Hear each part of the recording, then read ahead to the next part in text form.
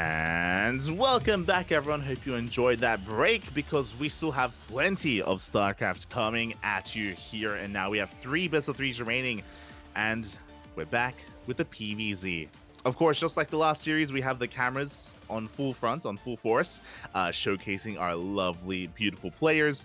And yeah, we have a bit of a European PvZ instead. ShoWTimE, of course, has a very powerful style, very defensive style overall in this matchup. Serral, the best of the best, arguably the favorite player in the entire tournament. So far, both players are at the top of their groups. What I mean by that, ShoWTimE took down MaxPax earlier, and Serral took down Maru. So just like how for MaxPax and Maru, they were looking for their first win, here we're looking to see who takes their first loss, who has their impeccable record blemished here, as ShoWTimE and Serral are about to face off. Oh boy. I am excited, and I hope you're ready for a long one. For the most part, interesting. Because of the vetoes, we actually have lost a lot of the other large macro-oriented maps. ShoWTimE banned Near Humanity and Altitude, 2 maps that are known for turtle play and for sky toss. Likewise, Serral banned Ancient Cistern and Gresvan, the other 2 larger maps in the map pool. So the largest maps are gone, we're down to the smaller maps instead. Royal Blood, Babylon, and Dragon Scales. I'm all for it. I'm all for it. Let's go. It's going to be beautiful. Now, of course, I'm sure this won't stop ShoWTimE from being a more defensive player and trying to turtle up. And what I mean by that, I should get into it, especially when we get into the game. But typically, ShoWTimE, he delays his Twilight Council upgrades. He very commonly goes for additional Oracle production. He goes for for map control, I should say, just because he has delayed blink. And he goes into faster Archons, faster Immortals, turtles up on 4 bases, and works on this death bull of a ground toss army. We'll see if he goes for that or if he has a different style for this tournament, for the Masters Coliseum number 6. We'll see. We'll find out. Also, during the break, I was actually having a look at the proposed balance changes, and they are wild. I love it. I love how different and how experimental, how unrestrictive a lot of these changes are going to be. So we can get into that later on. A lot of excitement on the horizon as we are loading into our next game. Going to be taking place on Royal Blood.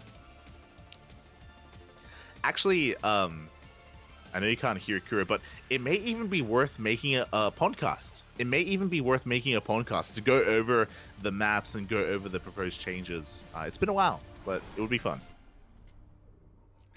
As we are loading on into game number 1 and spawning in the top right-hand corner of Royal Blood, we have the German Protoss player representing Big Esports. It is ShoWTimE.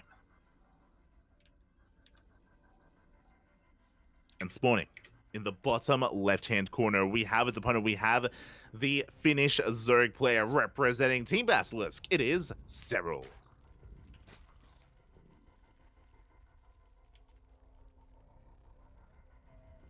Minus 250, minus 250 incoming. True. It's gonna ruin the meme. It's gonna ruin a bunch of Twitch streamers' emotes as well. I love it.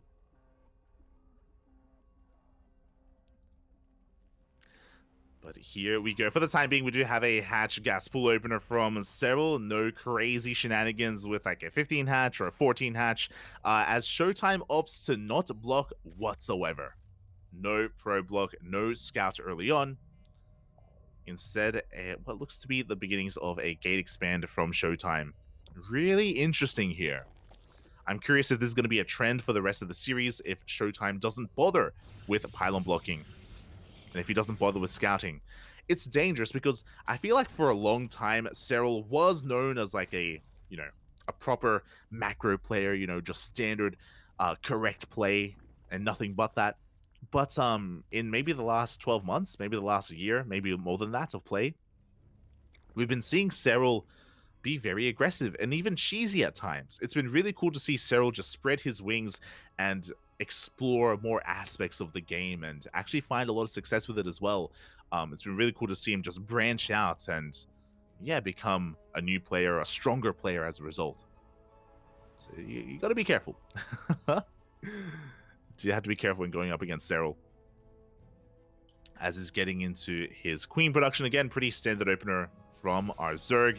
Likewise, Gate Cyber Expand, or sorry, Gate Expand from ShoWTimE. And it's going to be a Stargate opener, which is what we expect from ShoWTimE as well. I mentioned earlier that typically, especially on larger maps, ShoWTimE he actually goes for continued Oracle production just because he delays his upgrades. But I wonder if that's going to be the case here. Again, as I mentioned earlier when going over the vetoes, these are much smaller maps, and because of that, I don't know how comfortable ShoWTimE is going to be here. As Serral is going to be scouting, checking the edges of the map, making sure that everything is on the up and up, making sure that he doesn't get cheesed out. Likewise, I feel like a lot of what I just said about Serral is also applicable to ShoWTimE. For a very long time, ShoWTimE he earned the nickname for a good reason. Demour, right? The Wall. ShoWTimE was known for many, many years as just being a very turtly, very defensive player. But likewise, kind of similar to Serral, we have seen ShoWTimE branch out over the past, I want to say 2 years, a little bit longer than Serral. ShoWTimE has been a little bit more adventurous and has been willing to mix things up a little bit more as well. So it does make plenty of sense for Serral to be scouting as diligently as he is. Meanwhile, the Overlord goes in for a scout, is going to get eyes on the second gateway and the Oracle. Back at home, Serral is just getting his third base up and running. Queens are in production as well. They're getting in position. And we'll see if Serral can minimize his losses as the first Oracle is moving out. Adepts also on the ground. Actually, the Adepts are going to be staying back at home, but the Oracles have it the field. So far, plenty of Queens in position at the third and the main base. Spores are about to finish up as well. There is no Spore at the third, but that's why we have 3 Queens. So the Oracle is soon to arrive. Likewise, we also have an Oracle threatening the natural. No Queens here at the natural. Serral looking a little bit exposed. Is going to lose a drone. Only one. Meanwhile, the aggression is about to ramp up because we also have 4 Adepts moving out across the map. As we get a second drone. Adepts threatening a shade in towards that natural base as well. And remember earlier I said that ShoWTimE continues Oracles and makes 4? Well, there it is. There is that 4th Oracle on the way. We have a delayed Twilight Council, we have a Robo and a Forge, so ShoWTimE is playing like ShoWTimE. The ShoWTimE style of PvZ. Again, he doesn't prioritize Blink or Charge. He will get them eventually, but he delays them in favor of Immortals and upgrades. And I'm pretty sure even when he gets his Twilight Council, he delays his upgrades even further, and he goes for a faster Templar Archives instead. As the Oracles do push into that third, get a couple more drones. Nothing too major yet, but ShoWTimE now has 2 groups here of 2 Oracles. They can both one-shot workers. Serral is keeping up. He goes in for a bit of a scout, gets eyes on the Forge and the Robo. There is that Twilight Council. Again, it is delayed, but purposefully so. And again, typically ShoWTimE will use that just to get into faster Archon production. As 3 more drones go down. Good pickoffs here from ShoWTimE. In total, very efficient trades. If you look at the units lost tab here, ShoWTimE hasn't lost a single unit. And sure, he hasn't gotten a lot of damage done, but still very efficient trades from ShoWTimE.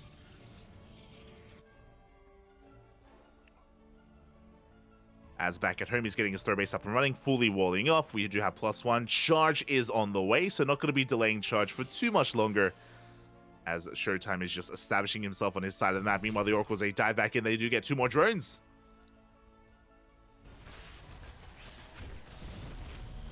And Serral has to try to find whatever damage he can while he can. Actually rushing into an infestation pit, and we see why. Swarm hosts. I think this is really smart. I love this specifically against what ShoWTimE is doing. So Swarm hosts, they can struggle against Blink Stalkers. And Blink Stalkers are really common in current meta. That's why we don't really see Swarm hosts too often.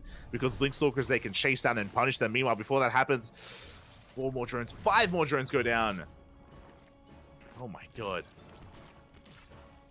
Looking at the, like, ShoWTimE still hasn't lost anything this game. But yeah, of course, Blink Stalkers, they can really punish Swarm hosts, but Charge lots, less so. Here we go. The first wave is upon us. The Swarm Hosts are coming out. And they will be spotted by the hallucinations. ShoWTimE now aware of what's going on. Can he react in time? Can he do much of anything to stop this? As Serral is moving out with everything he has 11 roaches on the way, queens, lings, swarm hosts. He isn't just going to harass, he's designing this to kill his opponent.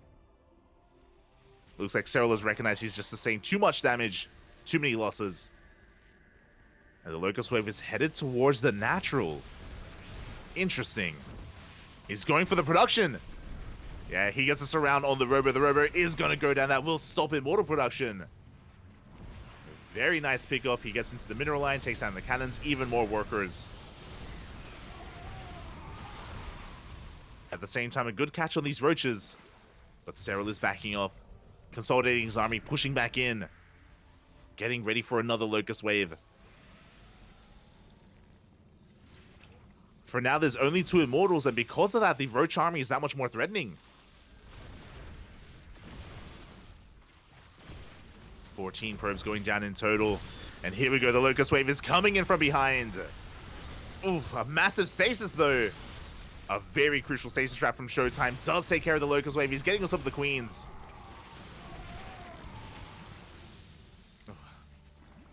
Good moment here for ShoWTimE, a very necessary moment as well. That could have been game. That could have been it.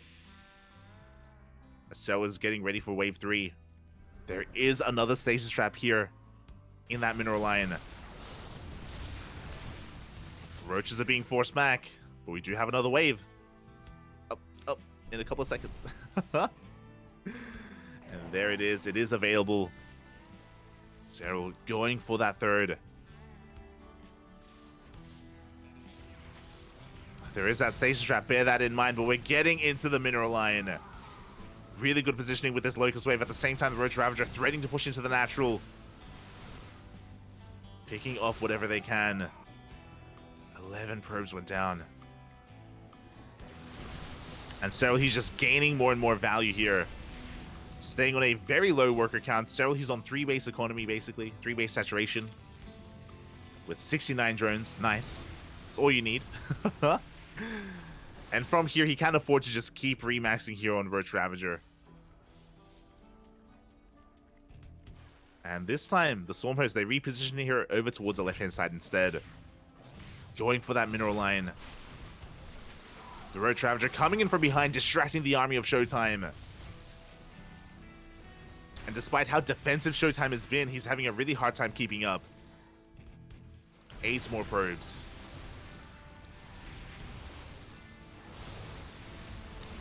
Now, he does have his Robo back up and running, and he's going to be able to keep producing Immortals. The Immortal count's getting pretty high. But I can't say the same about the Archons. As Serral is transitioning, we have Burrow on the way, Tunneling Claws, Spire as well for potentially Mutas or Broodlords. And Serral is droning. Meanwhile, another Locust Wave coming in from the right-hand side. ShoWTimE is in position for the most part. Oh, God. But you can see just how much DPS output these Locusts have. An Archon. No, the probes, they came back too soon. Oof. 14 probes go down. Yeah, and we can see there just isn't a lot to protect these Immortals. One of them does get picked off. There's that Hive in production. So we have options. Serral, he could try to tech up into Broodlords, or he can go for Vipers first. Now that Burrow is done, Serral, he's going to be able to regenerate those shields on those roaches. Zealot Rabbi does come in. Focusing down the hatchery. Interesting move there from ShoWTimE. It's going to force a recall. Does miss the majority of those Zealots. At the same time, another Locust Wave comes in, but this time it doesn't do any damage. Quick reaction out of ShoWTimE. Able to hold on.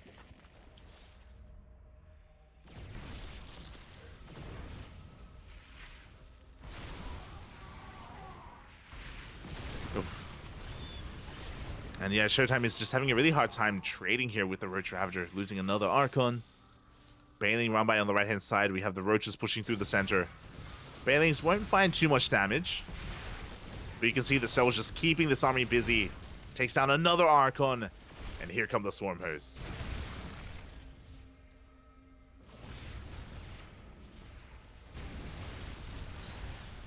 Serral may be losing a couple too many roaches here, but regardless, he gets into the mineral line. Does trade with Zealots. Not the best trade.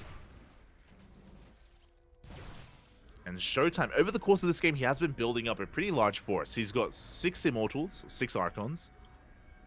He has a War Prism with his army as well. He could try to push out with this. Meanwhile, back at home, Serral just focusing on Lingbane. There's that Greater Spire that we were speculating of. He's on the way.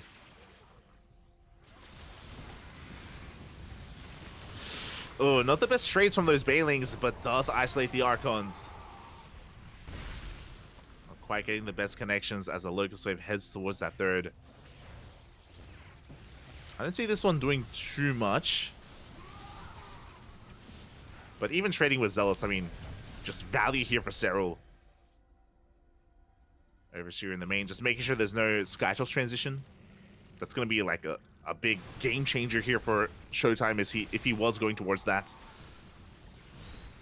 But Serral, he's aware, he's safe. Oh, big force fields. But we have the counter burrow coming into play. So he saves a couple of those roaches. And his economy looking not too bad. Taking more bases. Still on 69.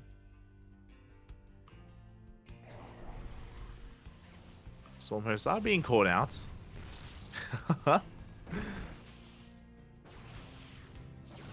Ooh, as the entire army of ShoWTimE is rotating over towards the left-hand side. And that does create an opening here for the roaches and the banelings. We're not going to get too much done. We will be able to focus on these gateways. That will create an opening for those banelings. ShoWTimE sneaking out another base. So far, unscattered. Unseen. Zealots going for another massive counterattack. They will be fighting quite a lot of damage here. 3 workers. And they may even get a kill on the base, but here come the banelings rolling on in. Trading with the Archons. Not the best trades from Serral. Oh, and he's going to be losing a lot of these Ravagers. Things are escalating very quickly. A base falls. The army almost reset for Serral as well. He does have 27 roaches in production. He needs time. And it looks like he has maybe just barely bought enough time.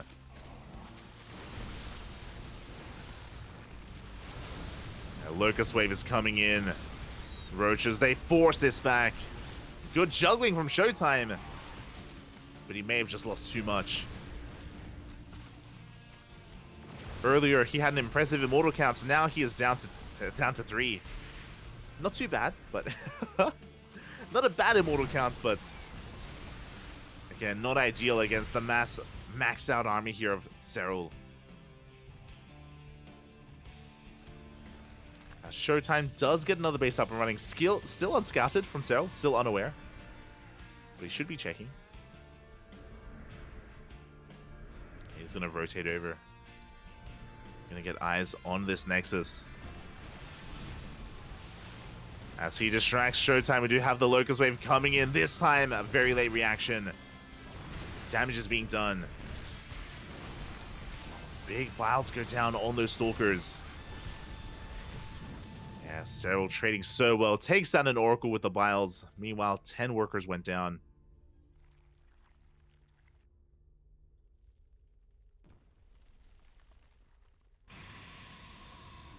But ShoWTimE is still in this. Honestly, I shouldn't undersell how important it is that ShoWTimE got a 5th base.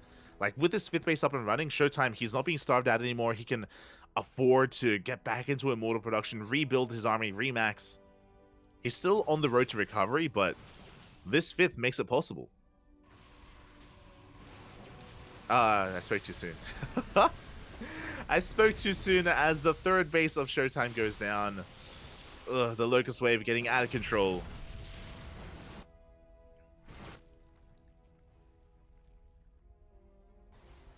Ah. If ShoWTimE had this base up and running, then I do think that he would be able to, compete with Serral.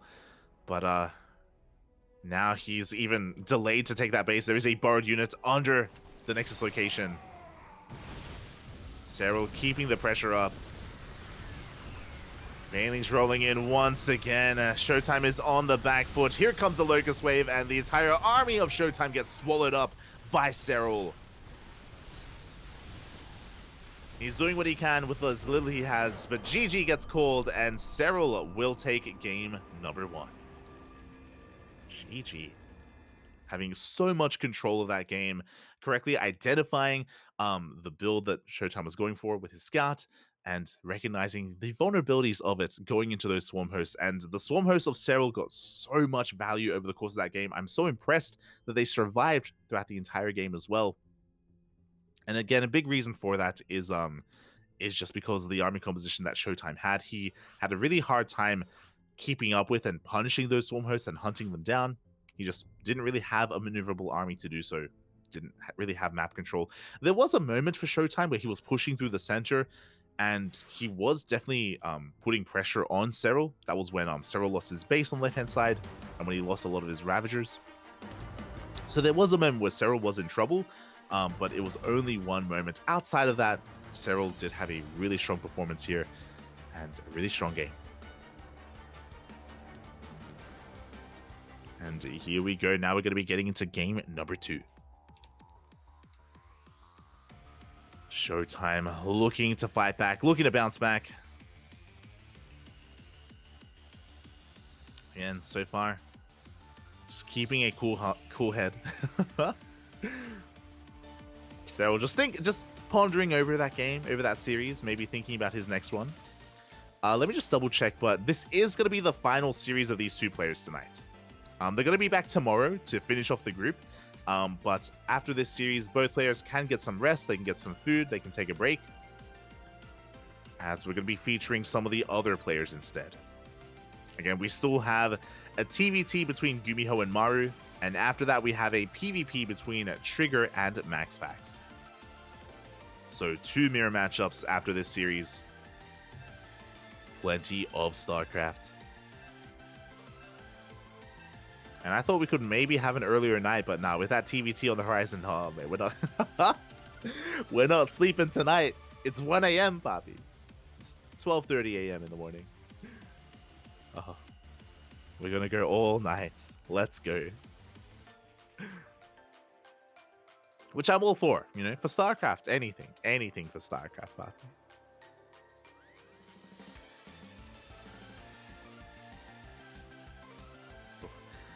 As we are loading into game 2, it's going to be taking place on Babylon. And spawning in the top left-hand corner of Babylon, we have the German Protoss player representing Big Esports. It is ShoWTimE.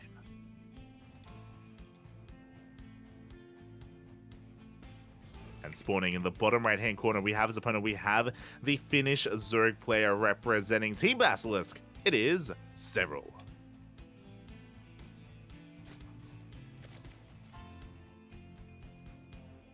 Here we go. Now, what is scary is that in game 1, the style and the composition that ShoWTimE was going for is his bread and butter, right? Like, that was the ShoWTimE style of PvZ. It's what he is comfortable with, is what he uses to success with against players like Raynor, against other top Zerg players. So for him to struggle in game 1 like that is a little bit concerning, especially because ShoWTimE, I don't know if he's really going to mix things up too much. I don't know if he's really going to change his style, and I think he's just going to try it again and try to refine himself and try to have a better response, a better reaction to the swarm hosts, if that does happen again. So yeah, that is a little bit concerning, but we'll see if ShoWTimE does mix it up. He does go for a different opener or a different follow-up. For now, though, Serral is going for a hatch gas pool. Everything looking pretty normal here from our Zerg. Likewise, ShoWTimE also going for a gate expand. Very economic opener here out of ShoWTimE, getting his Cybercore after the Nexus. Just cutting some corners. Being very economic focused. And really, it's going to come down to the initial tech of ShoWTimE. I'm expecting a Stargate again, but it could be a Twilight Council. Could be. The other worrisome thing is that we're on Babylon. And what I mean by that is that Babylon, we've seen a lot of Zerg all-ins on this map. We've seen a lot of all-ins from Zerg players, even from Serral as well, in this matchup. The reason for that is that once these rocks get knocked down in the center of the map, we can waddle the queens.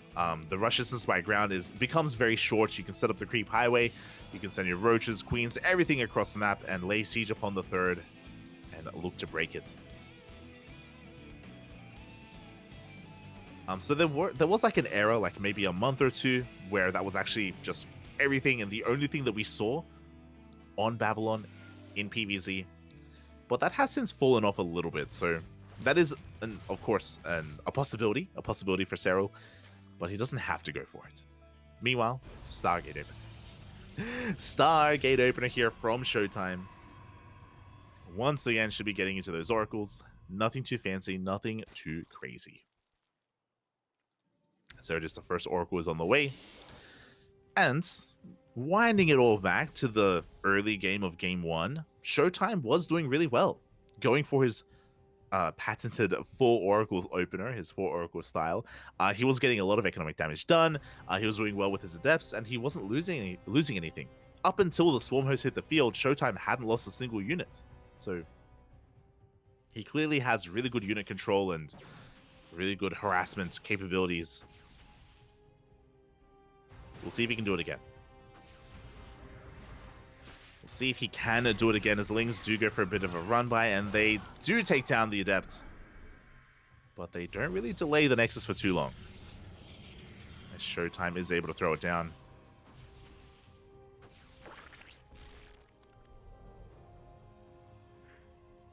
The initial Stalker even hunting down one of those Overlords, and we are continuing the Oracle production. We have two hitting the field. We have a third on the way, and we should be seeing a fourth after this. Again, the 4th Oracle isn't really common at all, but it is common with ShoWTimE.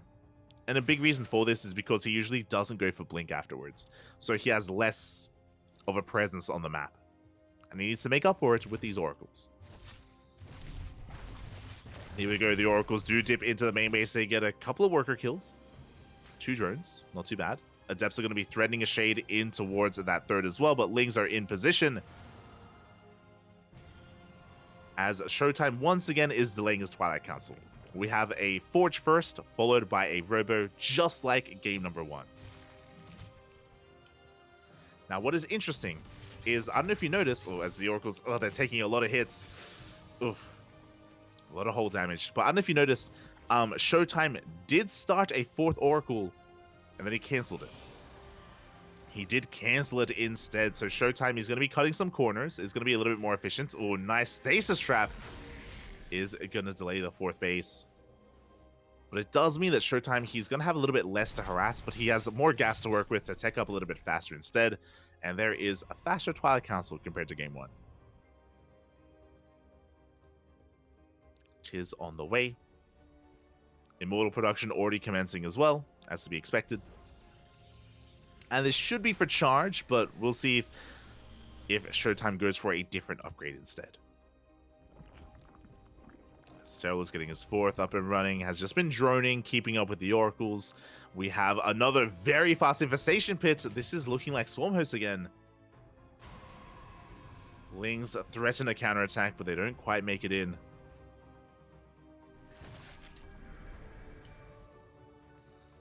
+1 range, roach speed in production as well. Serral, he's intentionally banking up a lot of resources. Yeah, it is going to be for charge. We have a Dark Shrine for Archons, and I believe Serral is going for Swarm Host. There it is, 8 Swarm Hosts are on the way, specifically against how ShoWTimE plays out PvZ.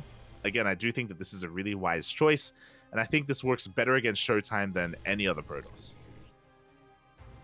I'm emphasizing this because if you're a Zerg player in the chat and if you're like, yo, if Serral is going Swarm Host, does that mean I can too on the ladder? It's like, I mean, That's not really what it means. It's iconic to ShoWTimE. Again, ShoWTimE. Here's the creep spread as well. The highway being set up. But you know what? You do you. Make those Swarm Hosts. Get him out there. It's beautiful. As the move out is coinciding with the arrival of the Swarm Host as well. Does force a premature lift of these Locust Waves though. So ShoWTimE, he has a little bit more time to respond, to react. The Locust not really doing too much. They get a Zealot. Oh, and a Stalker. Meanwhile, we have more Locusts heading towards that third base as well. You get into the mineral line.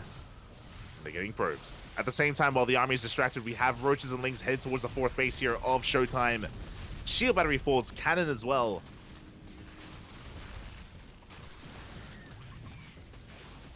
Oh, and we are trading so well against these Stalkers. Again, they don't have Blink.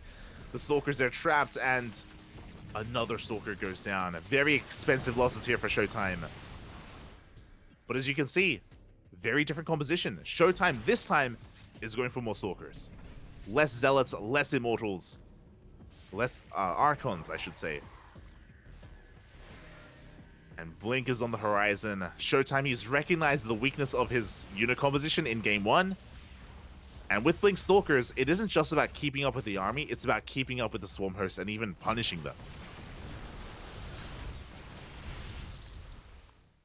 Oh. But 4 more probes go down. And ShoWTimE is still being pinned back. Despite having a better army and a more mobile army, he still can't quite keep up. Not yet. Big station trap's going to be going off. Shield battery does get piled down. Does barely survive. And Serral's pushing on forward. Again, the Queens are in the mix because of how small this map is, because of the rush distance. They are here to transfuse, to spread that creep. And ShoWTimE is being suffocated. He just needs some room to breathe. And as he's dancing with the main army, Locust Wave into the main Nexus is going to fall. A big pick off. Yeah, ShoWTimE is being pulled apart. Can't quite keep up. Swarm Host from here, they can send their wave back into the main to clean up some of the tech. They can head towards the third. Stalkers are going to be pushing out. But on to creep. And GG gets called. It's just too much. It gets out of control, out of hand. And Serral will take game number 2, taking the series 2-0. GG. Oh my god. Serral really just making these Swarm Hosts work. They are the kryptonite to ShoWTimE in this matchup. Even with ShoWTimE trying to shift gears to a more Stalker-heavy composition, he still couldn't quite keep up with the Locusts, with the Swarm Hosts. GG. And with that, we are going over to the land of South Korea. But again, a really strong showing from Serral. He is now number 1 in his group. He's down at the very top. And the ShoWTimE does have a little bit of a blemish on his record, but it's Serral. You know, if you're going to lose to anyone, may as well be Serral. He's one of the best in the world.